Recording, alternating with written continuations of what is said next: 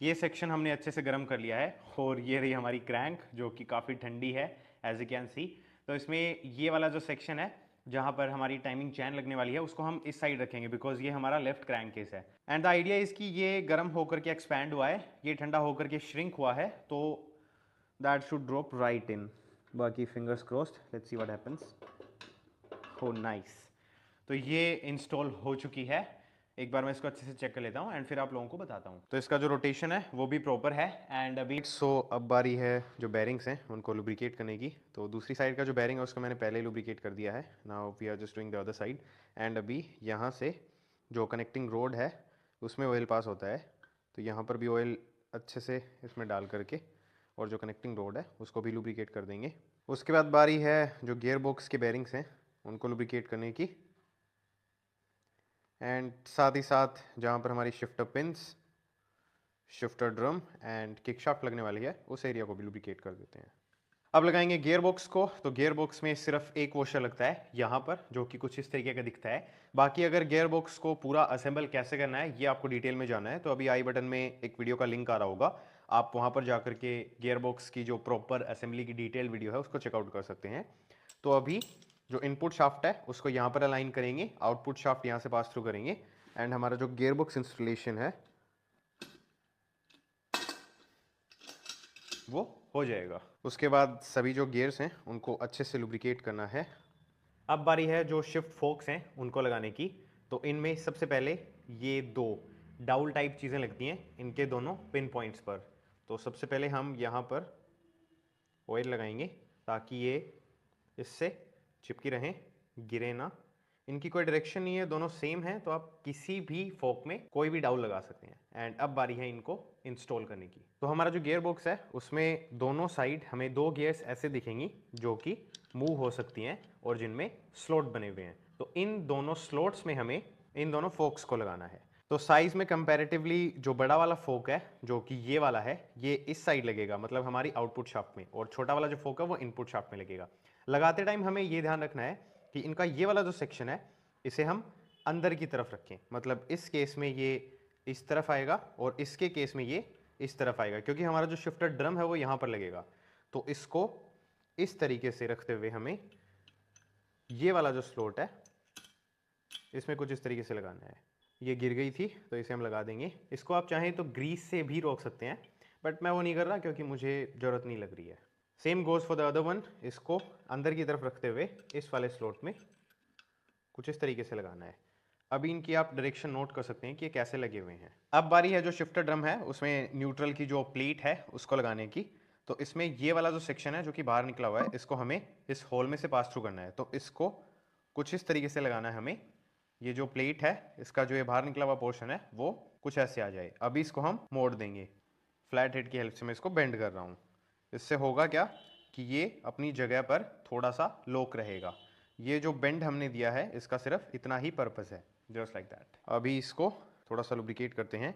इसके ये जो चैनल्स हैं, ये दो चैनल्स जिन पर जो शिफ्टर ड्रम की ये वाली जो पिंस हैं, डाउल्स हैं, ये राइड करने वाली हैं, इनको हम अच्छे से लुब्रिकेट कर लेंगे। अभी ये वाला जो सेक्शन है इसको नीचे की तरफ रखते हुए इस होल में कुछ इस तरीके से स्लॉट करना है। एंड अभी हम हमारा जो शिफ्ट फोक है वो जिस गियर में स्लॉट है उस गियर को ऊपर की तरफ उठा करके इसको जो शिफ्टर ड्रम में गैलरी बनी हुई है उसमें कुछ इस तरीके से अंदर की तरफ पुश कर देंगे, जस्ट लाइक दैट। तो ऊपर वाली गैलरी है उसमें हमने ये वाली जो फोक है इसको लगा दिया है। तो नीचे वाली जो गैलरी है उसमें हम इस वाली फोक को लगाएंगे। तो इसको भी उठाना है एंड इस गैलरी में इसको स्लॉट कर देना है। एंड अभी लगाएंगे दोनों जो पिंस हैं उनको। तो इनको अच्छे से लुब्रिकेट कर लेंगे। दोनों पिन सेम हैं, किसी भी साइड से लगाई जा सकती हैं।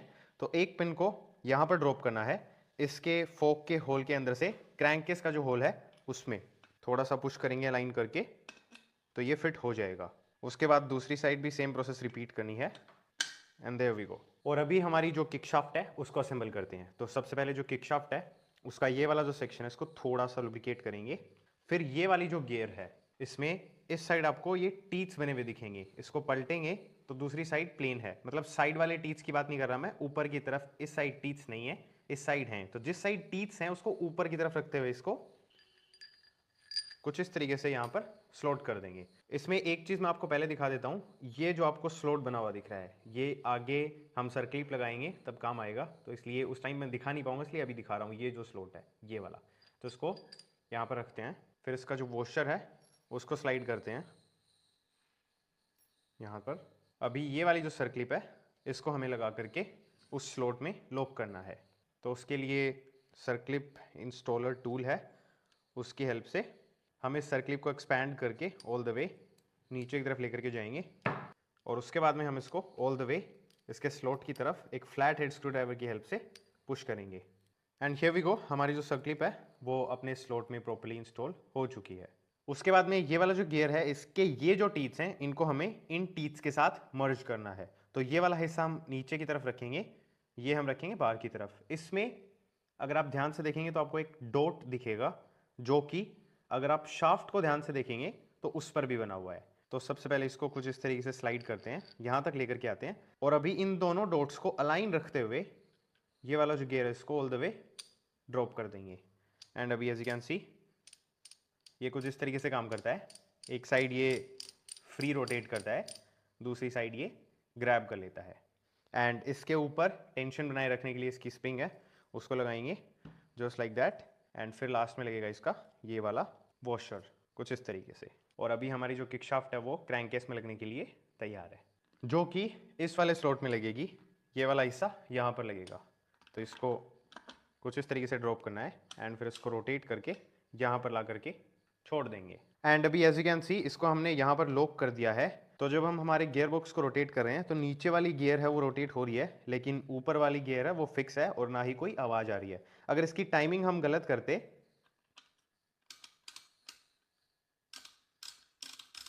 तो कुछ इस तरीके की आवाज आती, तो इसको अभी यहाँ पर छोड़ देते हैं एंड अगली प्रोसेस की तरफ मूव ऑन करते हैं, जो कि होने वाली है गैस्केट इंस्टॉलेशन।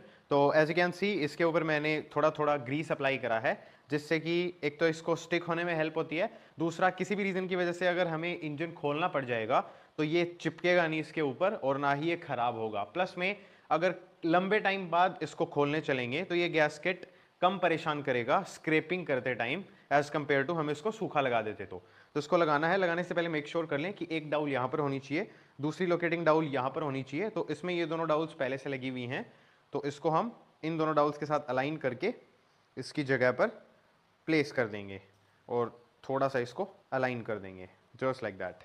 अभी ये जो हिस्सा है इसको हमें कट करना है, आप चाहें तो अभी इसको बराबर कट कर सकते हैं, लेकिन मैं जब दूसरा क्रैंकेस लगा दूंगा और सिलेंडर इंस्टॉलेशन की बारी आएगी तब इसको कट करूंगा, क्योंकि उस टाइम मुझे ज़्यादा बेटर और प्रिसाइज कटिंग मिलती है। तो अभी जो हमारा दूसरा वाला क्रैंकेस है उसको इसके ऊपर प्लेस करते हैं, तो इसको किकशाफ्ट के साथ अलाइन करेंगे एंड उसके बाद में बाकी चीज़ों के, और उसको धीरे धीरे ड्रॉप कर देंगे और हमारा जो क्रैंकेस है वो पूरा सीट हो चुका है। तो अब बारी है इसके जो फास्टनर्स हैं उनको लगाने की। सबसे पहले ये जो दो बोल्ट्स हैं ये लगेंगे आरएच साइड में, तो ये जो बड़ा वाला बोल्ट है जो कि ज़्यादा नया भी दिख रहा है वो यहाँ पर लगेगा कुछ इस तरीके से, एंड दूसरा वाला बोल्ट है जो कि साइज में छोटा है और रस्टेड भी है वो लगेगा यहाँ पर। तो इन दोनों को टाइट कर लेता हूँ एंड फिर दूसरी साइड के जो फास्टनर्स हैं उनको लगाते हैं। एक चीज हमें मेक श्योर करनी है वो ये कि अभी हम इनको नॉर्मली हैंड टाइट ही कर रहे हैं, प्रॉपर्ली टाइट हम इनको तब करेंगे जब हम दूसरी साइड के जो बोल्ट्स हैं उन सबको टाइट कर लेंगे। एंड अभी इंस्टॉल करने वाले हैं इन टोटल 13 बोल्ट्स को, एंड ये 13 के 13 जो बोल्ट्स हैं वो सारे सेम साइज के हैं, बस फर्क इतना है जो नए जैसे दिखने वाले 5 बोल्ट्स हैं वो अंदर लगाए जाएंगे एंड बाकी के जो बच गए वो बाहर लगेंगे। तो पहले अंदर वाले बोल्ट्स हैं उनको लगाने से शुरुआत करते हैं एंड फिर इनकी तरफ मूव ऑन करेंगे। पहला बोल्ट यहाँ पर लगेगा, दूसरा यहाँ पर, तीसरा यहाँ पर, फोर्थ वन ये रहा एंड ये रहा फिफ्थ वन।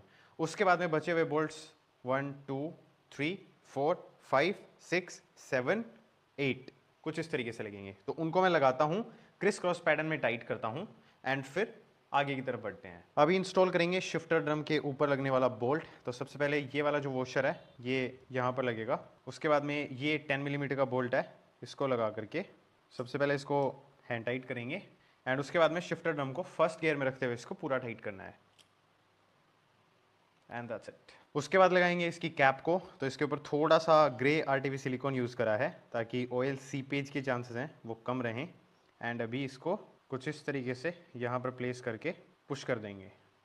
एंड उसके बाद में ये जो एक्सेसिव मेस हमने क्रिएट करा है इसको क्लीन करते हैं और फिर लगाते हैं हमारा जो न्यूट्रल पोजीशन सेंसर है उसको। तो यहाँ पर एक ओरिंग लगती है छोटी सी, मेक श्योर वो इसमें प्लेस्ड हो। एंड उसके बाद में इसको यहाँ पर कुछ इस तरीके से ड्रॉप करना है और फिर इसकी जो रिटेनर प्लेट है उसको लगा करके यहाँ पर इस स्क्रू को टाइट कर देंगे। साथ ही साथ आउटपुट शाफ्ट ऑयल सील और गियर शाफ्ट ऑयल सील को भी इंस्टॉल कर देंगे। और अब आ चुके हैं आरएच साइड पर। तो सबसे पहले जो दो बोल्ट्स हैं जो कि हमने खाली हैंड टाइट करे थे उनको प्रॉपर्ली टाइट करते हैं। फिर लगाएंगे शिफ्ट ड्रम की पांचों पिंस को। पांचों पिंस सेम साइज़ की हैं और इन पांचों स्लॉट्स में जा करके फिट होनी है। फिर लगेगी इनकी ये प्लेट जिसका ये वाला हिस्सा अंदर की तरफ रखते हुए इसको बाहर रखना है। सबसे पहले इसको प्लेस करेंगे। इसको आप कैसे भी प्लेस कर सकते हैं, इसकी कोई पोजीशन नहीं है। फिर इसका ये स्क्रू लगाएंगे जिस पर एज यू कैन सी मैंने थोड़ा सा लोकटाइट यूज़ करा है। तो इसको लगा करके टाइट करते हैं और फिर लगाएंगे इसकी स्टॉपर प्लेट को। तो प्लेट यहाँ पर कुछ इस तरीके से लगेगी एंड इसमें नीचे की तरफ एक वॉशर लगेगा। बोल्ट इसका कुछ इस टाइप का है। तो बोल्ट में ये जो सेक्शन बना हुआ है ये इसमें कुछ इस तरीके से फिट हो जाता है। वॉशर को नीचे रखते हुए सबसे पहले प्लेट को लगा करके हैंड टाइट करते हैं। फिर लगाएंगे स्प्रिंग को। तो स्प्रिंग में एक छोटा हिस्सा है एंड एक बड़ा हिस्सा है। तो बड़े वाला जो हिस्सा है वो इस साइड रहेगा। ये यहाँ पर एक स्टड जैसी चीज़ लगी हुई है जिसमें एक स्लॉट बना हुआ है जिसमें स्प्रिंग का ये वाला जो हिस्सा है ये जा करके लॉक हो जाएगा। तो सबसे पहले ये जो सेक्शन है इसको इस होल में से कुछ इस तरीके से पास थ्रू करना है एंड उसके बाद में इसको यहाँ तक लेकर के आना है, जिसके लिए मैं एक नोज प्लायर यूज़ कर रहा हूँ। तो इसको थोड़ा सा स्ट्रेच करेंगे एंड फिर यहाँ पर ड्रॉप कर देंगे एंड हमारी जो स्प्रिंग है वो लग चुकी है। अब इसको चेक करने के लिए तो ये लास्ट गियर हो गया एंड अभी इसको रोटेट करते हुए चलते हैं।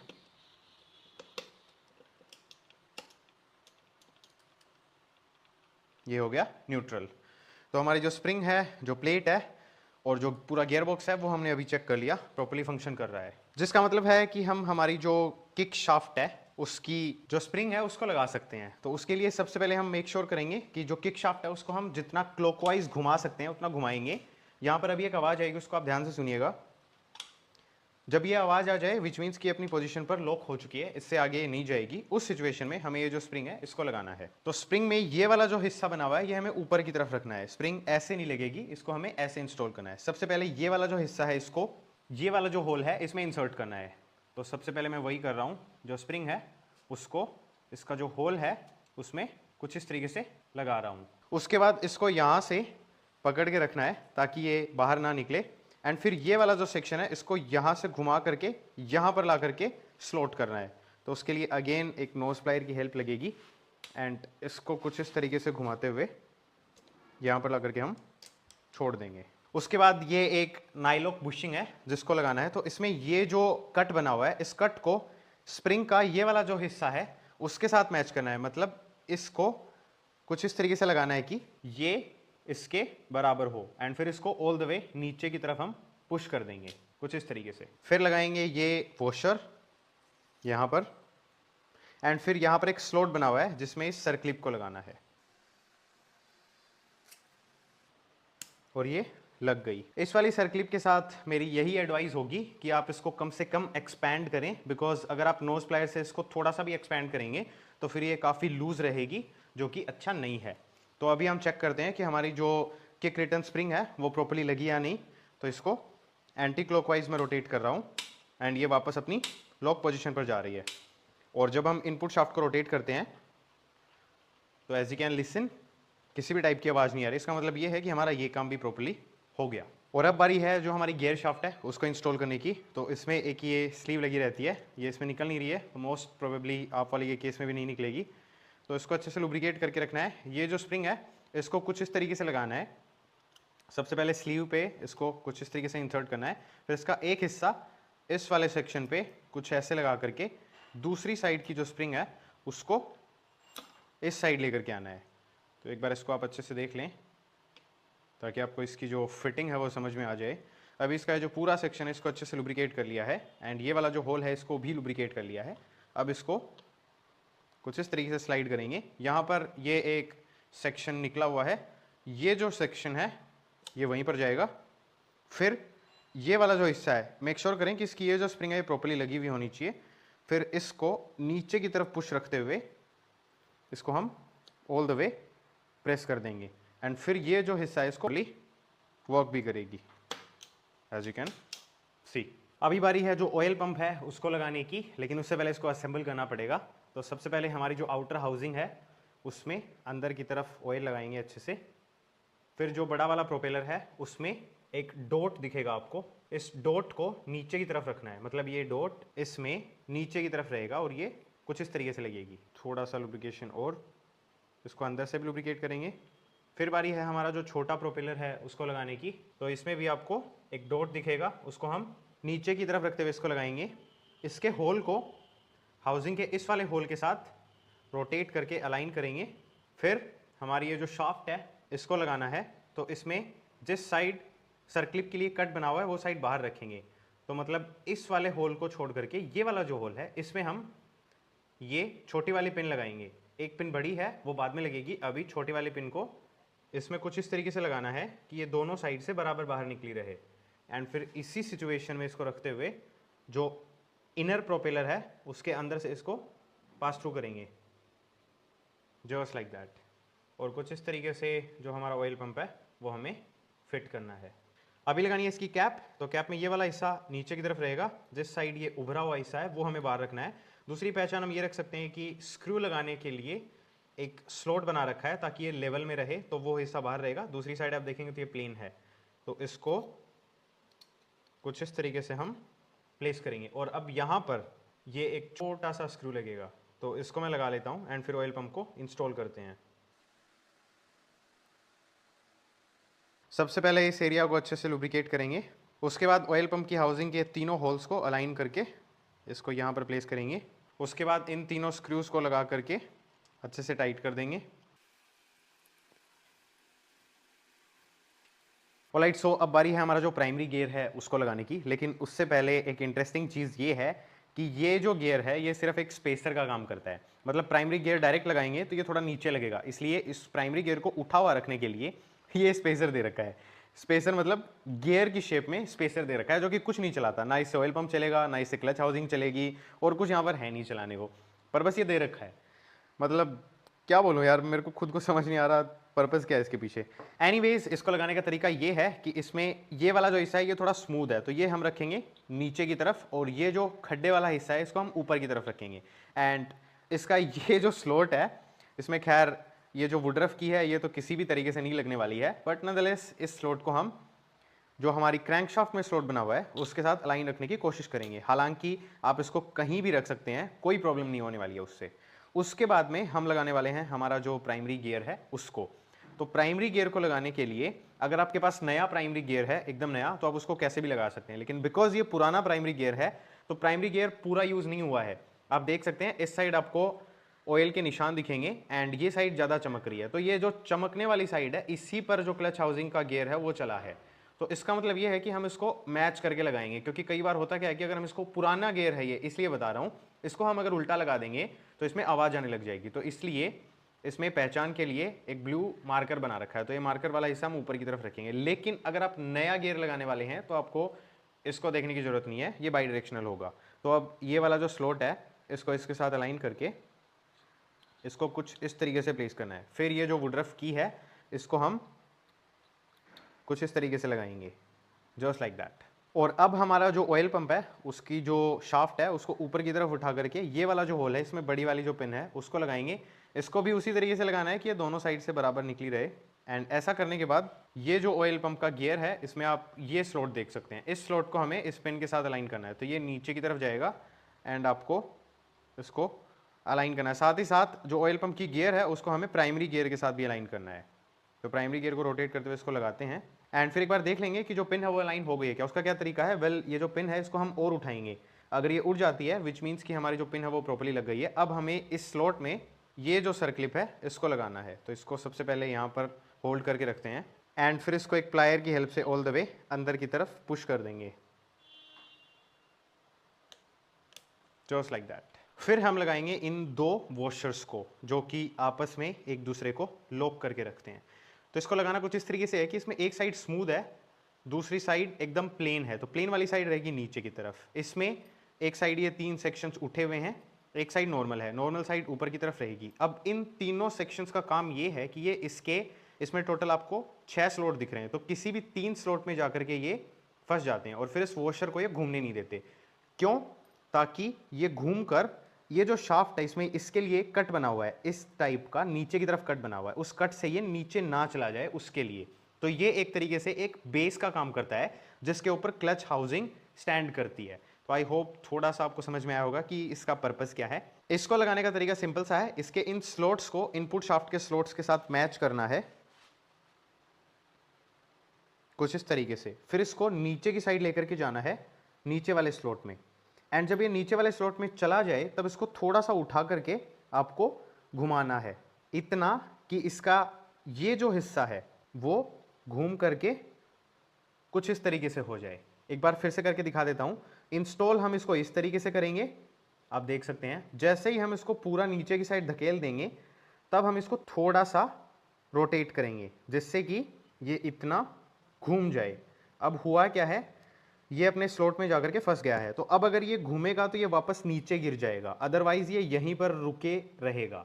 तो इसको घूमने नहीं देना है, उसके लिए ये जो लॉक्स हैं ये काम आएंगे। तो इनको इंस्टॉल करने के लिए इन तीनों को किन्हीं भी 3 स्लॉट्स के साथ मैच करना है एंड फिर इसको हम ड्रॉप कर देंगे।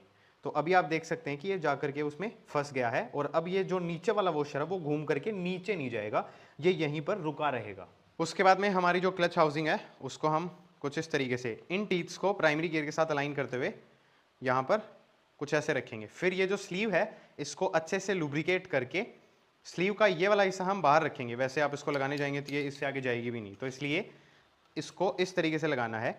फिर थोड़ा सा क्लच हाउसिंग को एडजस्ट करके इसको ऑल द वे नीचे की साइड पुश कर देना है एंड कुछ इस तरीके से हमारी जो क्लच हाउसिंग है वो लग जाएगी।